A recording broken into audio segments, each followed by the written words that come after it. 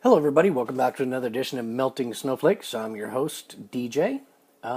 Today, or this episode, I wanted to talk a little bit about the Planned Parenthood lie, as well as a little bit of history behind it and current day context. So, I want to start out. First of all, I'm going to preface this with I used to be pro abortion, and I used to be pro Planned Parenthood. I have drastically changed that view because I've become more educated on the subject and seen in real time the lies that are put forth by the Planned Parenthood media complex and propaganda complex. So, some of the basics of Planned Parenthood. First of all, Planned Parenthood was started in the 1920s, or was the brainchild and started by a lady called Margaret Sanger. Now, Margaret Sanger is heralded in a lot of cases, or by a lot of people, as some kind of new age feminist to be revered, and she was a great lady, and for all for women's rights, right? Well, that really wasn't what Margaret Sanger was all about. If you look at the interviews of Margaret Sanger when she was alive, she freely admits that she created Planned Parenthood as a eugenics program against black people. And she cites in one particular interview the reason why she targeted black people is because she felt that the black population had the highest concentration of murderers, thieves, and vagrants. Her view, not mine. So it was doing humanity a service to kill their babies, basically. And I'll attach the link to the interview below this for all those people that think that I'm crazy and I don't know what I'm talking about. She also talked about freely in these interviews about how she did it. She freely talks about the fact that she went to the local pastors of black communities and got the pastors on her side through money to preach to their congregations that Planned Parenthood was good for them. Of course, they didn't tell them that, yeah, Margaret Sanger liked the KKK and wanted to kill the black babies because she thought they were vagrants.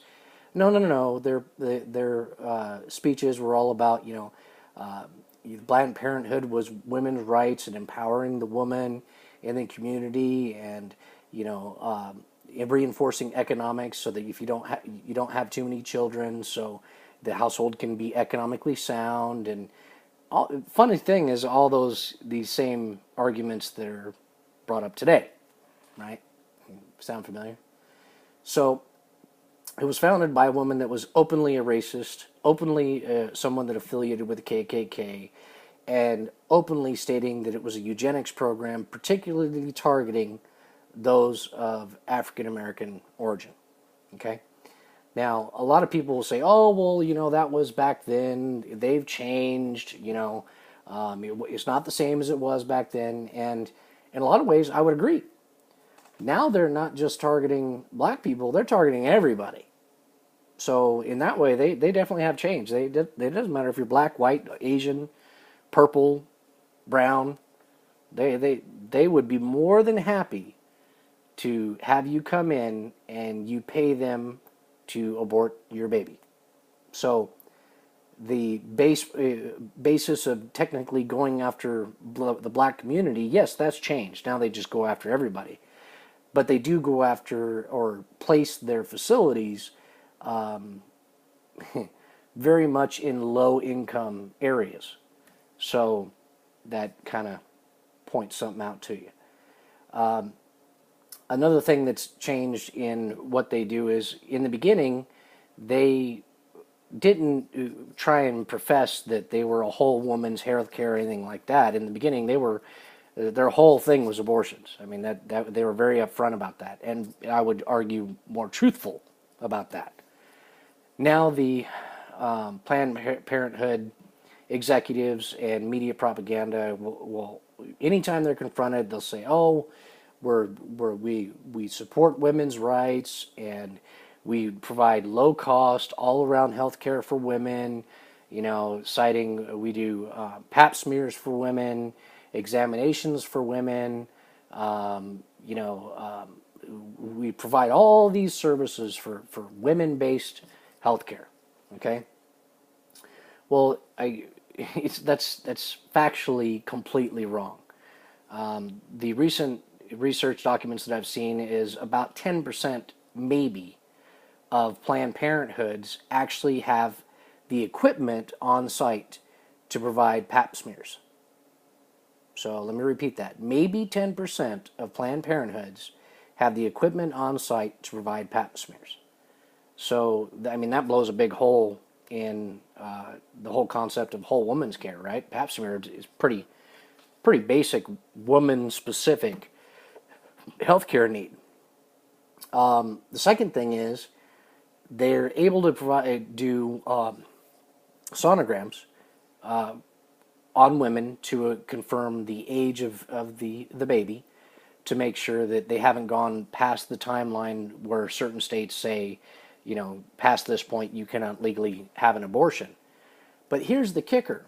Even though it's the same equipment, they will not do a prenatal sonogram for the overall health of the baby. So in other words, if you were a young mother that didn't have a lot of money but needed to go to a lower cost health care, and you wanted to go in and get a sonogram done so you could see the overall health of your baby and see if it's not developing right, or you need to get nutrition advice or something of that long where you're looking to keep the baby, guess what? They don't do it. They refer you to someone else, even though the equipment is exactly the same. Okay? That should be a big clue to everybody out there right there.